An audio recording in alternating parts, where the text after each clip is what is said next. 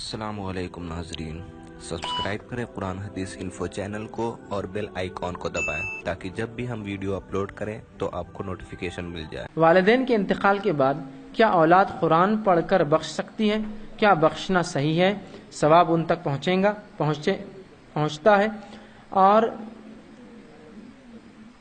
پڑھنے سے پہلے نیت کافی ہے یا نام لے کر بخشنا ضروری ہوگا؟ ایصال ثواب کے بارے میں کچھ بتائیے۔ دیکھیے، سب سے پہلی چیز تو میں یہ بتا دیتا ہوں کیا ایصال ہو سکتا ہے تو کیا نہیں ہو سکتا، آپ سمجھ جائیے۔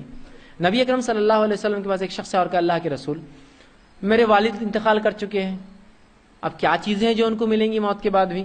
تو آپ صلی اللہ علیہ وسلم نے فرمایا، جب انسان مر جاتا ہے تو سوائے 3 چیزوں کے اس کو پھر کچھ بھی نہیں ملتا۔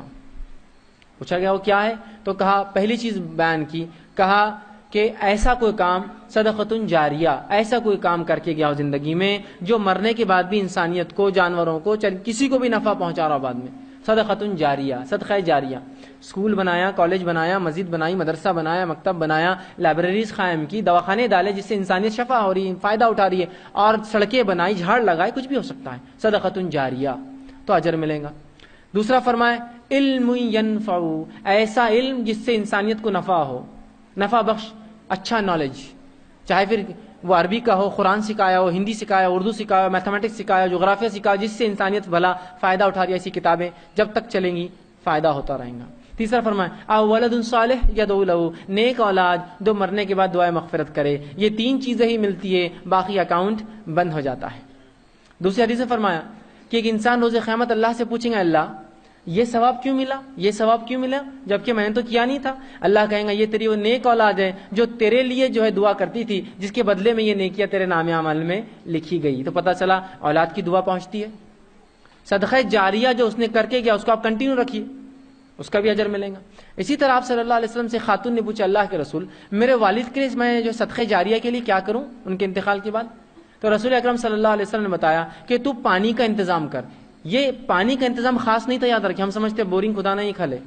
رسول اللہ نے یہ اس لیے کہا کہ اس زمانے میں پانی انسانوں کی اشد ضرورت تھی عرب کے علاقے میں، تو جو بیسک نیڈ تھی اس نیڈ کو آپ نے ابھارا۔ آج کے دور میں ہم کہہ سکتے ہیں اور بھی تمام چیزیں جو ہو سکتی ہے، ایسے چیریٹیبل ہاسپٹل جو انسانیت کو نفع دے، ایسی سڑکیں جو انسانیت فائدے مند ہو، ایسے جھاڑ، ایسے بہت سی چیزیں ہو سکتی۔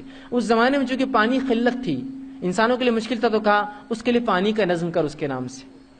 اسی طرح ماں عائشہ رضی اللہ عنہا کی جو روایت میں نے آپ کے سامنے جو رکھی تھی، جس میں آپ صلی اللہ علیہ وسلم نے فرمایا کہ اولاد بھی باپ کی کمائی سے ہے، تو اس حدیث پہ علماء استدلال کرتے اور کہتے ہیں چونکہ اولاد باپ کی کمائی ہے تو اولاد جو خرچ کرے اس کا اجر بھی باپ کو ملتا ہے ان کے نام سے۔ تو اس حدیث سے پتہ چلا پھر آپ کیا کر سکتے ہیں کہ آپ مالی خرچ کیجئے ان کے نام سے، ماں باپ کے لیے مال خرچ کیجئے تو یہ ملتا ہے۔ اسی طرح اور کیا چیزیں جو میت کو ملتی ہے مرنے کے بعد جو مختلف اور روایتوں میں آتی، وہ یہ ہے کہ اس کی اگر حج کا یا عمرے کی نیت ہوتی ہے اس کے لیے حج اور عمرہ کرے، اس کا ملتا ہے۔